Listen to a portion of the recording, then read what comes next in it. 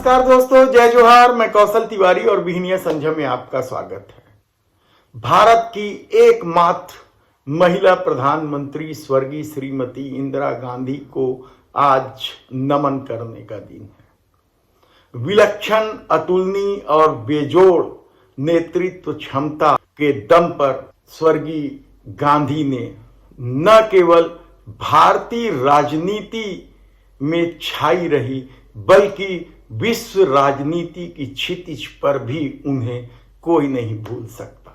लोकतंत्र के लिए उन्होंने क्या कुछ नहीं किया। जाति और धर्म के आधार पर इस देश को बांटने वालों के खिलाफ वे तनकर खड़े रही। विपरीत परिस्थितियों में भी वह चट्टान की तरह डटी रही। कभी भी विरोधियों के द्वारा किए गए प्रहार पर रोना नहीं रोई। लेकिन इस दौर में क्या कुछ हो रहा है। कल ही देश के प्रधानमंत्री नरेंद्र मोदी ने एक बार फिर रोना रोया कि विरोधी उन्हें गाली देते हैं। भावनात्मक रूप से वोट हासिल करने के लिए देश के प्रधानमंत्री नरेंद्र मोदी लगातार हर बार कई बार यह बात दोहराते हैं कि विरोधी उन्हें गाली देते हैं। उन्होंने तो गालियों की गिनती तक कर ली थी। तब कांग्रेस नेत्री प्रियंका गांधी ने कहा था कि धैर्य रखिए, राजनीति में यह सब सहना पड़ता है। शायद प्रियंका गांधी ने यह बात इसलिए कही कि देश के प्रधानमंत्री नरेंद्र मोदी गांधी परिवार को लेकर लगातार गरियाते रहे हैं। क्या कुछ नहीं कहा है नेहरू इंदिरा गांधी को लेकर देश के प्रधानमंत्री नरेंद्र मोदी ने। किस तरीके से खिल्ली उड़ाने की कोशिश की और किस तरीके से अपमान करने की कोशिश की, वह भी इस देश के सामने है। लेकिन कल राजस्थान में फिर भावनात्मक वोट हासिल करने के लिए देश के प्रधानमंत्री ने कहा कि उन्हें गाली दी जाती है। राजस्थान और तेलंगाना में अभी चुनाव होना बाकी है। 30 तारीख को तेलंगाना में मतदान के बाद 3 दिसंबर को परिणाम आएंगे पांचों राज्यों के। लेकिन इस दौर में छल प्रपंच न केवल विरोधियों के साथ बल्कि अपनों के साथ भी किए जाने का खेल चला है। पांचों राज्यों के चुनाव के बहाने 2024 की बिसात बिछाई गई और इस बिसात के मोहरे कोई और नहीं, अपने ही लोगों को बनाया गया कहा जाए तो गलत नहीं होगा। शायद यही वजह है कि इन चुनावों में दर्जन भर के आसपास मंत्री सांसदों को उतार दिया गया। चूंकि चर्चा है कि 2024 के चुनाव के पहले कई सांसदों की टिकट कटेगी, तो क्या ऐसे सांसदों को अभी से चुनाव में उतारकर या विपरीत परिस्थिति में चुनाव में उतारकर उनकी टिकट काटने का खेल खेला गया। मध्य प्रदेश में तो जिस तरीके से कृषि मंत्री नरेंद्र सिंह तोमर को ही उतार दिया गया, जबकि सारे सर्वे कह रहे थे कि मध्य प्रदेश में भारतीय जनता पार्टी सत्ता से बाहर जा रही है। कैलाश विजयवर्गीय जैसे नेता को भी उतार दिया गया।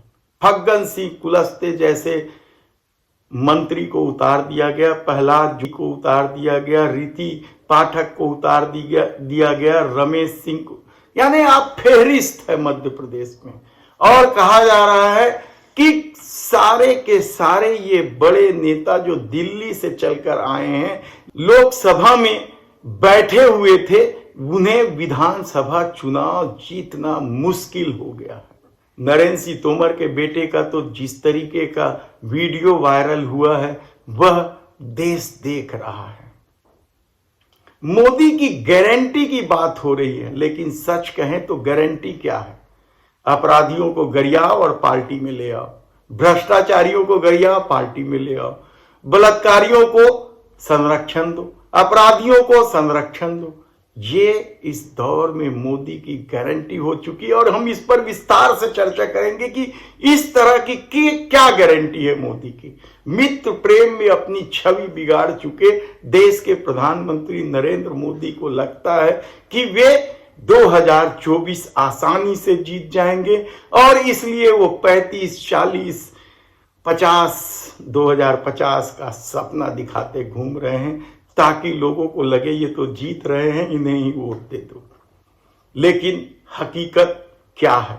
और सिर्फ मध्य प्रदेश में ही नहीं, छत्तीसगढ़ में भी कई सांसदों को मैदान पर उतार दिया गया। क्या वे चुनाव जीत रहे हैं? यह सबसे महत्वपूर्ण सवाल है। केंद्र की मंत्री रेणुका सिंह को टिकट दे दी गई, बुरी तरीके से फंसी हुई है और कहा जा रहा है कि चुनाव बड़े लंबे अंतर से हार जाए तो कोई आश्चर्य नहीं। विजय बघेल दुर्ग जिले के सांसद हैं, उन्हें पाटन से उतार दिया गया मुख्यमंत्री भूपेश बघेल के खिलाफ। तो क्या उनकी टिकट कटनी तय थी? इसलिए एक बहाना बनाने के लिए विजय बघेल को चुनाव में उतार दिया गया ताकि बाद में कहा जा सके कि तो विधायक ही नहीं जीत सकते तो सांसद क्या बनोगे। कई बड़े नेता, लता उसेंडी संगठन में बड़े पद पर है, अरुण साव को प्रदेश अध्यक्ष बनाया गया और उन्हें भी मैदान में उतार दिया गया। चेहरा तय नहीं है, मोदी के चेहरे के नाम पर चुनाव लड़ा जा रहा है। मोदी की गारंटी जो इन दिनों जुमला का रूप ले चुकी है, उस आश्रय चुनाव लड़ा जा रहा है। तो आप खुद समझ सकते हैं कि परिणाम क्या आने वाला है। यानी जिन दिग्गजों को मध्य प्रदेश और छत्तीसगढ़ में मतदान के रुझान जो आ रहे हैं वह साफ संकेत दे रहे हैं कि मोदी ने जिन दिग्गजों को चुनाव मैदान पर उतारा है उनकी बहुत ही बुरी स्थिति है। लेकिन दुर्ग में क्या हो रहा है? हमने कल ही बताया कि भूपेश बघेल बेहतरीन स्थिति में है, लेकिन जो सीट कांग्रेस सबसे ज्यादा भरोसे से जीत रही है कहा जा रहा है, वह सीट क्या लखेश्वर बघेल बस्तर का? यकीनन। टीएस बाबा उप मुख्यमंत्री हैं छत्तीसगढ़ के, कहा जा रहा है कि वे भी चुनाव में बेहद मजबूत स्थिति में हैं। विधानसभा के अध्यक्ष चरण दास महंत बेहद मजबूत स्थिति में हैं और वे आसानी से विरोधियों को पटकनी देते दिखाई दे रहे हैं। लेकिन भूपेश सरकार के एक मंत्री हैं जिनकी हालत बेहद खराब बताई जा रही है, वे हैं अमरजीत भगत। लंबे अरसे से विधायक रहे हैं, भूपेश सरकार में मंत्री बने। वे एक समय बड़े आदिवासी चेहरे के रूप में दिखाई भी देने लगे थे, क्योंकि महेंद्र कर्मा के नक्सली हिंसा में हत्या के बाद आदिवासी चेहरे के रूप में अमरजीत भगत को देखा जा रहा था। लेकिन कहा जा रहा है कि वे बुरी तरीके से फंस गए।